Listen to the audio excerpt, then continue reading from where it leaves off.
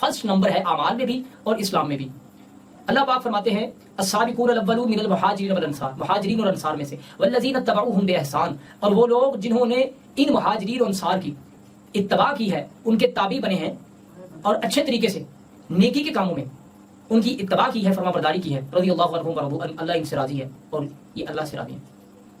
رسول رحمت صلی اللہ علیہ وآلہ وسلم کے صحابہ کرام میں سے میں حضرت عمار بن یاسر کی سیرت کو آپ کی خدمت میں اس لیے بھی پیش رکھنے جا رہا ہوں. آپ اسلام کے پہلے اولین کلمہ پڑھنے والے لوگوں میں آپ کا شمار ہوتا ہے، اور اس بات کو بھی سامنے رکھ کے میں آپ کی سیرت کو پہلے شروع کرنے جا رہا ہوں،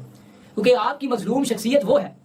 کہ جو لوگ دن رات اس ایجنڈے کو لیے ہوئے کھڑے ہیں، اور جو دن رات جن کی کوشش اور محنت اور تگ و دو یہ ہے کہ ہم صحابہ کا دفاع کرنے والے، ہم صحابہ کرنے والے ہیں، صد شکر ہے کہ ہم صحابہ والے ہیں. ان لوگوں کے ماتھے پہ بھی پسینے آ جاتے ہیں جب حضرت عمار بن یاسر رضی اللہ عنہ کی سیرت کا ذکر کیا جاتا ہے، کیونکہ آپ کی سیرت سے جڑے ہوئے بہت سارے ایسے سوالات ہیں کہ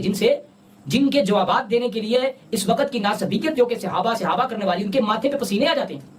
انشاءاللہ الرحمن. اور پھر اس لیے بھی میں آپ کی سیرت کو سب سے پہلے بیان کرنا چاہ رہا ہوں کہ آپ اس وقت کی مکے کی جو اس وقت کی سوسائٹی ہے، معاشرہ ہے، اس میں سب سے کمزور طبقہ جو ہے، جو غلاموں کا طبقہ ہے، اس میں شمار کیے جاتے ہیں. آپ غلام ہیں، آپ کا باپ غلام ہے، آپ کی والدہ غلام ہے، اور اس وقت کے قریشی خاندان کے بڑے بڑے گھروں میں محنت اور مزدوری کرنے والا خاندان ہے. لیکن میں صدقے اور قربان جاؤں آپ کے ایمان پر کہ کس طرح آپ نے اپنی آنکھوں کے سامنے اپنے باپ کو تشدد کا نشانہ بنتے ہوئے دیکھا، اپنی والدہ کی شہادت کو اپنی آنکھوں کے سامنے دیکھا. پر مجال ہے کہ عمار بن یاسر کے ایمان میں کوئی کمزوری آئی ہو اور انہوں نے ایک لحظہ بھی خدا اور اس کے رسول کی نافرمانی کا کوئی گزارا ہو، ایسا نہیں ہو سکتا.